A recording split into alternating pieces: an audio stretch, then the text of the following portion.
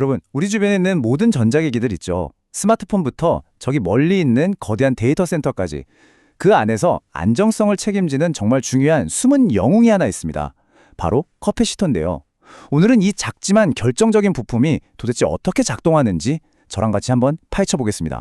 자, 오늘 우리가 알아볼 순서는 이렇습니다. 먼저 커패시터가 대체 뭔지 그 기본 개념부터 잡고요. 그 다음엔 이 녀석의 능력을 어떻게 측정하는지, 또 에너지는 어떻게 저장하는지 알아볼 거예요. 마지막으로 실제 회로에 들어갔을 때 어떤 신기한 일들을 벌이는지 차근차근 따라가 보겠습니다. 혹시 이런 생각해 보신 적 없으세요? 카메라 플래시가 어떻게 그 짧은 순간에 그렇게 밝은 빛을 낼 수 있을까? 또 컴퓨터 전원 코드를 실수로 툭 쳤는데도 몇 초 동안은 화면이 꺼지지 않는 이유가 뭘까? 네, 이 모든 질문의 답이 바로 커패시터에 있습니다. 좋습니다. 그럼 첫 번째 주제부터 시작해보죠. 도대체 커패시터란 무엇일까요? 이걸 가장 쉽게 비유하자면요. 바로 전자기기 속에 들어있는 아주 작은 에너지 탱크라고 생각하시면 돼요. 좀 더 학문적으로 정의하면 커패시터는 전하와 전기 에너지를 저장하는 부품이에요. 구조를 보면요. 서로 닿지 않는 두 개의 금속판, 그리고 그 사이를 가로막고 있는 절연체. 네, 이 아주 단순한 구조가 커패시터의 거의 모든 걸 설명해 줍니다. 구조는 정말 간단해요. 두 개의 금속판이 절연체를 사이에 두고 그냥 마주보고 있는 형태거든요. 여기에 전압을 걸어주면 마치 자석의 N극과 S극이 서로 끌어당기는 것처럼 한쪽 판에는 플러스 전하가, 그리고 반대쪽 판에는 마이너스 전하가 서로를 향해 쫙 하고 모여들어요. 바로 이게 전하가 저장되는 원리입니다. 아직도 좀 헷갈리시나요? 그럼 이 비유가 딱일 거예요. 커패시터는 순발력이 엄청나게 좋은 배터리라고 할 수 있어요. 우리 배터리는 마라톤 선수처럼 에너지를 길고 꾸준하게 내보내잖아요. 근데 커패시터는 100m 달리기 선수처럼 에너지를 순식간에 쫙 모았다가 한 번에 폭발적으로 쏟아내는 특징이 있죠. 그렇다면 모든 커패시터가 다 똑같은 양의 에너지를 저장할 수 있을까요? 당연히 아니겠죠. 이 에너지 탱크의 크기, 즉 용량이 얼마나 되는지를 나타내는 값, 바로 커패시턴스를 어떻게 측정하는지 한번 알아보겠습니다. 이 저장 능력을 숫자로 나타낸 게 바로 커패시턴스라고 하고 기호로는 C를 씁니다. 공식도 간단해요. 커패시턴스는 저장된 전하량 Q를 걸어준 전압 델타 V로 나눈 값이에요. 쉽게 말해서 같은 전압을 걸어줬을 때 얼마나 많은 전하를 담을 수 있느냐를 나타내는 능력치인 셈이죠. 이 커패시턴스를 재는 단위에는요. 전자계학의 아버지라고 불리는 아주 위대한 과학자 마이클 패러데이의 이름이 붙어 있습니다. 바로 페러트이죠. 약속에 따라 1페러든 1볼트의 전압으로 1쿨롬이라는 양의 전하를 담을 수 있는 크기를 의미해요. 근데 이 1페럿이라는 단위가요. 얼마나 큰 건지 감이 잘 안 오시죠? 들어보시면 정말 깜짝 놀라실 거예요. 이론적으로 1페럿짜리 커패시터를 만들려면요. 한 변의 길이가 무려 10.6km인 정사각형 금속판 2개가 필요합니다. 이게 어느 정도냐면요. 거의 서울의 절반을 덮는 크기예요. 정말 어마어마하죠?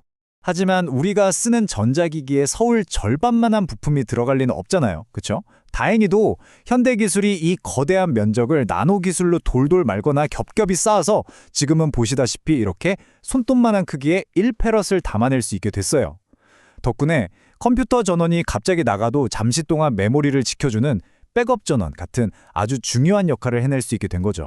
자, 지금까지 커패시터가 에너지를 저장한다고 계속 말씀드렸는데 그럼 그 에너지는 대체 어디에 또 어떤 모습으로 숨어 있는 걸까요? 세 번째 주제에서 그 비밀을 한번 풀어보겠습니다.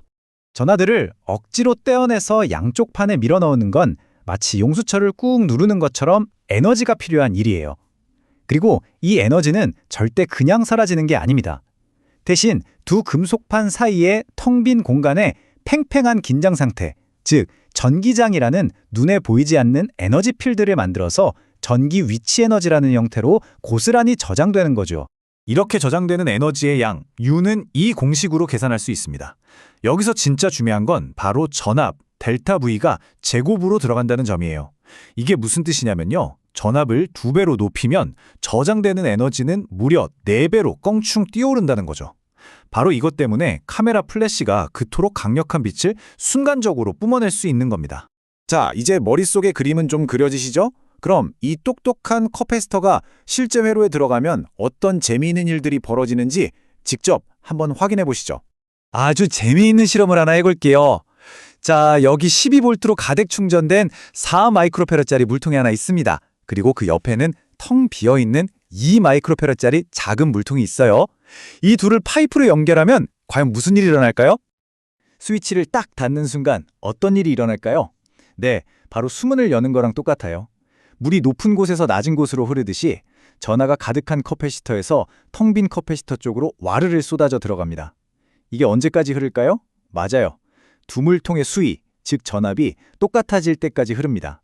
여기서 핵심은 밖으로 새어나간 전하가 없으니까 두 커패시터에 담긴 전하의 총량은 처음과 똑같다는 전하량 보존의 법칙이 성립한다는 거예요. 자, 결과를 표로 한번 보시죠. 예상대로 전압은 똑같이 8V가 돼서 평형을 이뤘네요. 전하량도 처음에 48 마이크로쿨럼이 32와 16으로 나뉘었을 뿐 총량은 그대로 보존됐습니다. 그런데 뭔가 이상한 점 혹시 발견하셨나요? 맨 아래 에너지를 보세요. 분명히 처음엔 288 마이크로줄이었는데 나중엔 합계가 192로 줄었어요. 아니 잠깐만요. 우리가 학교에서 그렇게 외웠던 에너지 보존 법칙이 깨진 걸까요? 물론 그럴 리가 없죠. 사라진 것처럼 보이는 에너지는 다른 곳으로 출장을 간 것뿐이에요. 좁은 파이프를 통해 물이 세차게 흐르면 마찰 때문에 열이 나는 것처럼 전하가 도선을 통해 급격하게 이동하면서 저항이랑 부딪혀 열 에너지가 발생하고요. 또 미세한 전자기파, 즉 전파 형태로 주변 공간으로 흩어진 겁니다. 에너지는 사라진 게 아니라 다른 모습으로 바뀌었을 뿐이죠. 자, 오늘 커패시터에 대해 알아본 내용, 핵심만 콕콕 집어서 정리해볼까요? 첫째, 커패시터는 전기를 담는 그릇이다. 둘째, 그 그릇의 크기는 페럿으로 잰다. 셋째, 에너지는 두 판 사이에 보이지 않는 전기장에 저장된다. 마지막으로 회로 안에서 다른 커패시터를 만나면 전압이 같아질 때까지 사이좋게 전하를 나눠 갖는다. 이것만 기억하시면 오늘 내용은 완벽하게 이해하신 겁니다. 오늘 우리는 커패시터라는 작은 거인의 세계를 살짝 엿봤습니다.